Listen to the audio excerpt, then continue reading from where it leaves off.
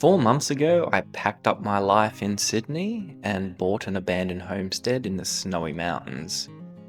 I'm going to review what I've done in the last 4 months, some of the highlights, and some of the losses. So, I really can't start this journey without talking about just the sheer amount of firewood that I have been cutting.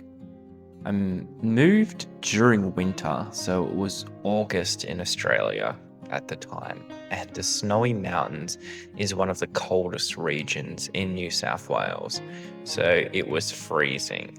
I spent weeks, just hundreds of hours so far, cutting firewood, but not just for the immediate use. I also needed to start preparing for next year and next season, because without a good source of wood, I'm not going to have any heating, because all my heating's done by the slow combustion stove in my house, which heats to hot water, and then the hot water gets circulated to radiators throughout the house.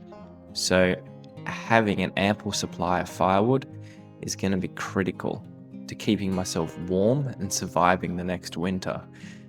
Otherwise, I'm going to have to get electric heaters, and that not only is very bad environmentally, because Australia is very reliant on coal fire, but it's going to cost a lot of money, and honestly, that hurts more.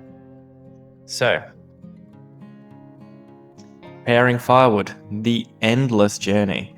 Luckily, I do have this Kubota tractor, and it's made life so much easier with the firewood.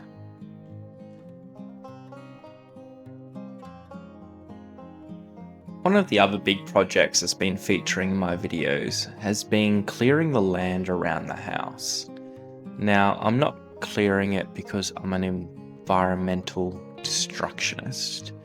I'm clearing it for a couple of very good reasons.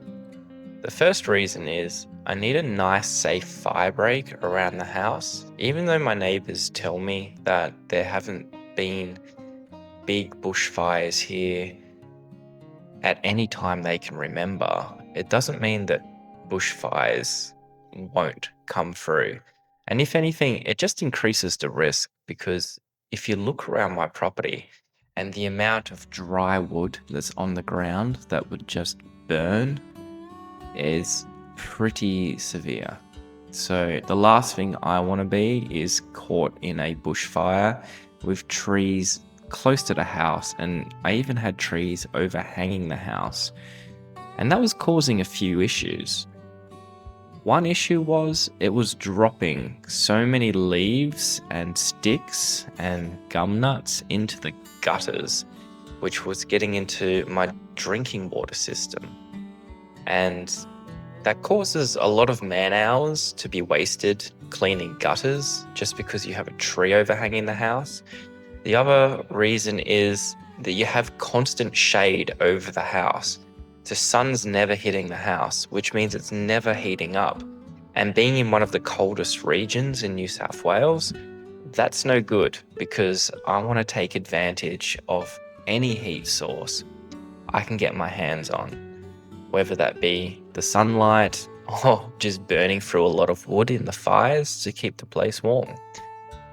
Now, you can see it's starting to get nice and clear, and you can see just in the background there where the natural swim pond's going to be. So after I knock all this down and then cut down all this grass as well, I'm going to plant a lot of biodiversity in here. A lot of European trees, a lot of fire-resistant trees. Now, this is the other side of the house. I had a couple of blackwoods overhanging the tank, which wasn't any good either, because the possums could climb up and get on top of the tank, of which I don't think that's great. I wouldn't want a possum to somehow be able to open the tank and get themselves in. That would be pretty horrid. And here I'm clearing where I was hoping to build the vegetable garden, just because it was some nice flat ground in two-tier, and I honestly just felt like the soil was quite decent there as well. You can see though, quite a bit of timber, but now that it's clear, you can see that it's a decent sized Firebreak and also some protection from snakes, because at least if they go up there, I'll be able to see them coming. Now, another project that took a lot of my time and which I did while it was snowing outside, so it was freezing cold. In retrospect, that was the smartest thing to do though, because while it was so cold, putting the underfloor insulation in, I had no fear about seeing a snake under the house, because if it was out at all, the poor thing would be frozen to death. So that was no issues at all. Now, the installation for this underfloor, insulation, English is such a fantastic language, by the way, was pretty simple. So the bats go in up and then use, oh goodness, that was a lot of wobbly camera. And then you staple, which you can kind of see me there with a stapler. You staple it up there. You don't need to put like plastic or anything there, because the manufacturer says that it needs to keep breathing and it is supposed to be pest resistant and mold resistant. So it's something I'm going to monitor and just see how it works out. Now, in terms of difference in what type of difference this made, I would say that it made quite a big difference. Now, it's not an immediate difference that you're going to see where you sort of like wrap yourself in a blanket and then you immediately get warm. This is a different kind of one. So what insulation does is it stops heat or coldness from escaping. It's like a stabilizer. So once I heat the house, it will stay warmer for longer and it will reduce its temperature. If it's cold outside and I've heated it up, it will take longer for the house to get cold. And that's exactly what I want to happen here. I really can't talk about doing the underfloor insulation without talking about how much of a horrible job it actually was to do. And it was horrible because 1, it was cold, 2, I was rolling around in the dirt, and 3, you can see all the debris there in the dirt from when they built the house, where they just threw everything under the house. So I was getting poked and prodded. Why cold? Why getting dust in my eyes? I'm trying to wear a mask so I'm not breathing it in. I was trying to wear goggles so it wasn't getting in my eyes. The first couple of nights, I remember just having a bath and my whole face was just red, kind of like it'd been sunburnt. So you can see that it was quite a bit of square meterage to do. I think I bought 150 square meters worth of the underfloor insulation. And here I am just with the thermal camera. Gonna have a look. And you can see that there is a very small immediate effect of having it. And it's kind of like measuring the temperature of a wooden floorboard versus carpet. How the carpet's always going to be a little bit warmer, despite the temperature, just because it doesn't hold the temperature that well. I remember it was about 2 degrees difference when I did this test. And it's always good to go and test what you're doing just to verify, because, you know, it's very unlikely you are going to always be right and correct about everything. So one of the other big tasks that I was doing was renovations. And part of that renovations was getting rid of the old carpet and putting down this hybrid flooring. Now you might be asking, why aren't I restoring the floorboards? Well, if you see there in that clip that's on the screen right now, you can see half of the floor is chipboard and the other half was floorboards. So look, you can only work with what you've got. The people, when they built the house, must have run out of floorboards and just put chipboards on because they were going to put carpet over it anyway. And that's fair enough. That's just how they did it. It was probably the cheapest option and it fulfilled their needs. But I sort of wanted to restore all the floorboards just because I love floorboards, but I had to settle for the hybrid flooring. It ended up being hybrid flooring rather than the very, very good flooring, just because of the expense of the other flooring was insane. So I had been sleeping on the floor, a bit like a homeless hobo. So I decided, you know what, this was the last project I did before I had to go back to my day job. So I decided to make a good bedroom, and I managed to get the clips of it going from start to finish. So this floorboards in here, I didn't know until I was under the house, but they're a little bit incomplete as well. So there's massive gaps between them. So it was really good when I did put the insulation under that those gaps sort of did get clogged up a bit. But also when I put this hybrid flooring on, it's just another layer to not let the air through.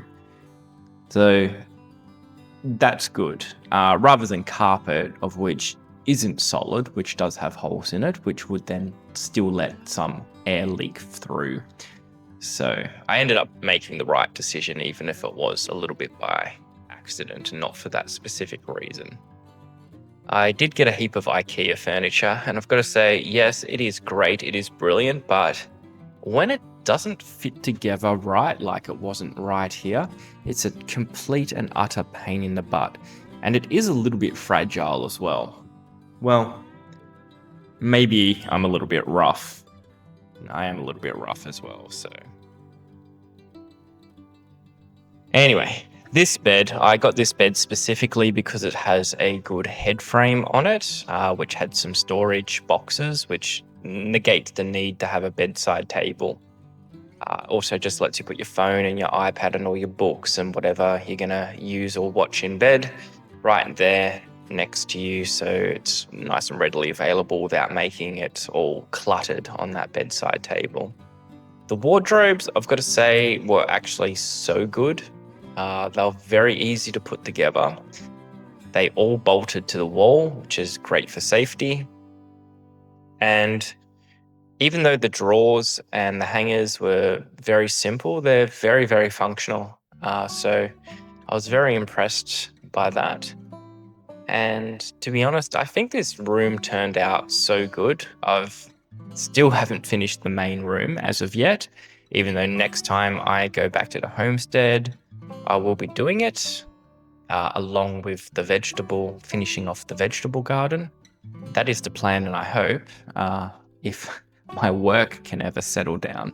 I've just been crazily going up to Sydney nearly every second or third week just for work, when I'm only supposed to go up once 1 week per month. So I'm currently at double and a half of the arrangement I'm agreed with at work, but that's okay. I enjoy my job, it pays the bills, and my boss is pretty awesome, so I like it all. So one of the great features about the property I bought is it came with this slow combustion stove. And that does all the heating for the house. I do have some other wood fires that I can light if it's very, very cold, but there's radiators throughout the house connected to the hot water system. And this slow combustion stove is the only heat that goes to that slow combustion, the hot water cylinder for the hot water. So there's no electric hot water, it's all done by this wood fire. Not only that, all my cooking is also done by this wood fire. But I'm pretty used to it. I grew up like this. My parents had a slow combustion stove, and nearly throughout my entire childhood, it was my job to gather sticks for it and to light it of a morning. Unless my dad or mum got up before me, then they would light it.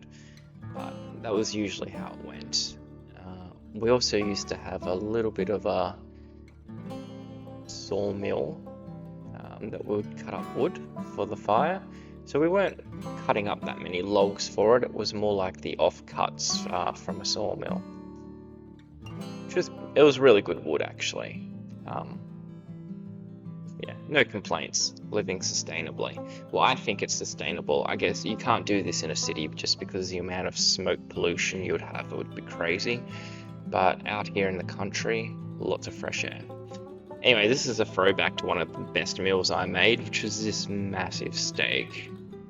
I gotta say, it was absolutely delicious, and it's so surprising the difference with just a little bit of olive oil and then seasoning a steak and just leaving it for 10 minutes in the salt and the oil will just make it so much more tender. Like it blows my mind with just how these little things make such a big difference. So if you're just slapping your steaks on without seasoning it and without rubbing a little bit of oil in it, just give it a go one time and see if there's a difference. I mean, life's too short.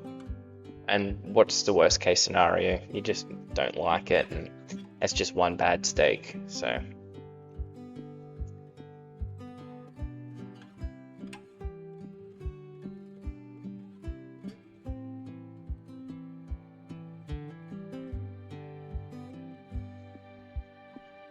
anyway, I am trying to eat a lot more healthy. By healthy, I mean less processed foods, just because I don't think the companies that are making all the processed foods really do have our best health interests at heart.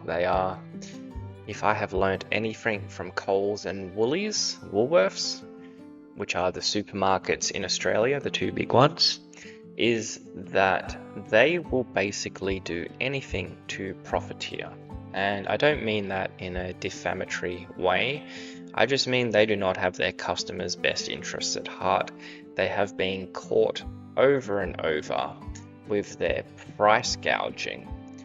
If people remember back to COVID, they increased all the prices and blamed COVID. Then we had some storms in like North New South Wales, so they blamed the storms for the reason all the groceries were higher. Then they blamed diesel. The cost of diesel was the reason that grocery prices kept going up. And then they blamed the war in Ukraine and said that was the reason grocery prices are going up. And to me, maybe it's a lack of understanding on my part, but so many global factors are affecting your grocery prices, yet your company is making billions of dollars in profit.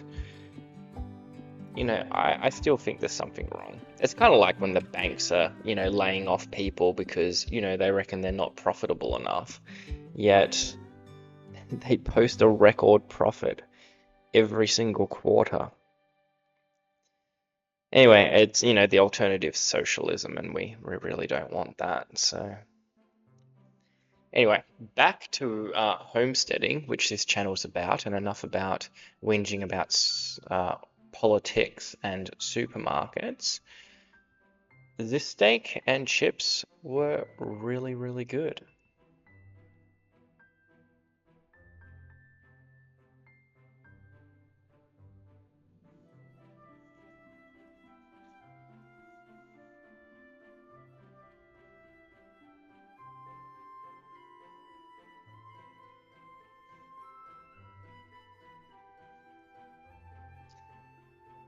Alright, so another thing that I've been getting right into is bushcraft building. Now, my intention was when I first bought the property that I would buy a sawmill, but I had to prioritize the finances in different areas. Just, because a sawmill, yes, it would be fantastic and it would be so good. And I will need one for timber when I build the wraparound veranda and then the chicken coops and all those sort of things. but for now I can get away with not having it wait for my apartment to sell, which still is for sale, and then use the funds from that to buy the sawmill finally. But this was me building a compost bin and an ash bin, an ash for the wood fire, store all the ash in there and apply it to the garden as needed, and for the compost to make good healthy compost to fertilize my soil.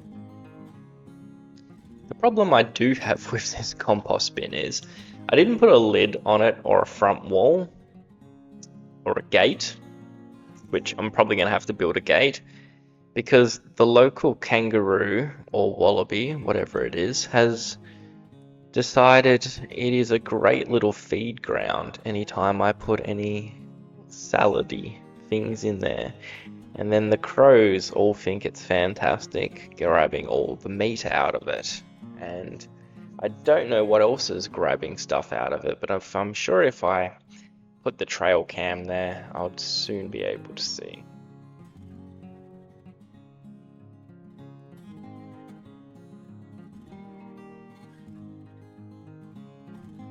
And here you can see me testing it. Well, it worked, didn't it? Alright, so this was the tree nursery build. So it's not an overly complex build. Probably the thing that sucked the most was, yes, I had to dig all the holes by hand because I hadn't got the post hole digger yet.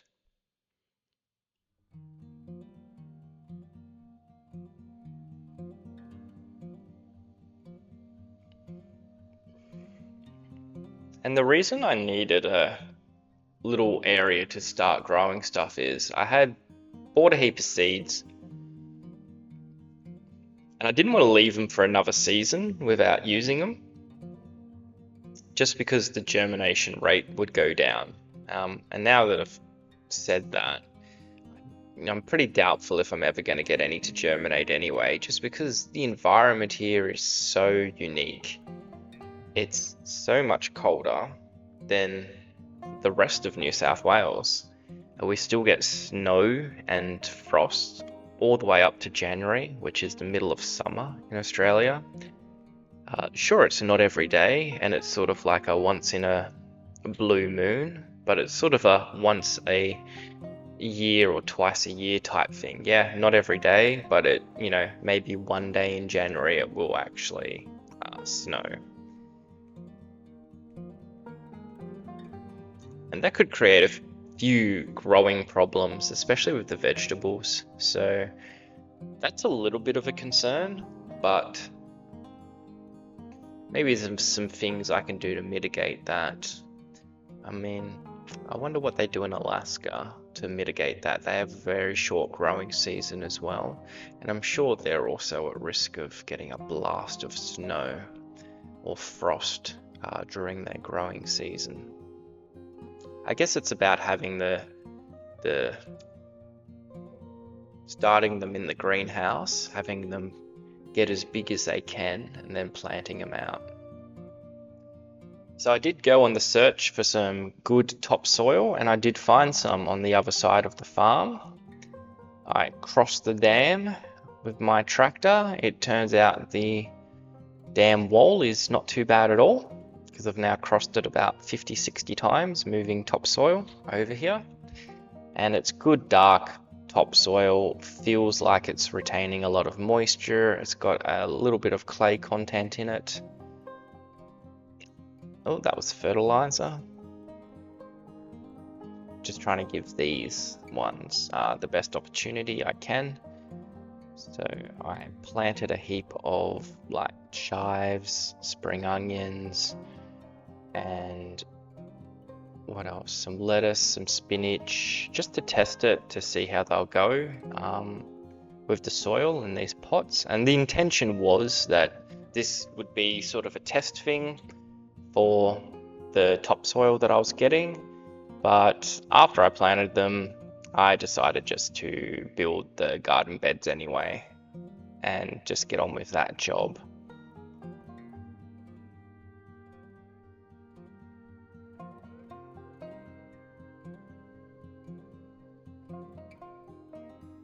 Now, because I'm on tank water, I bought a heap of these buckets and I've been going down to the dam and getting water just because I don't really have water up near the house that I can waste, just in case it's a bit of a dry summer.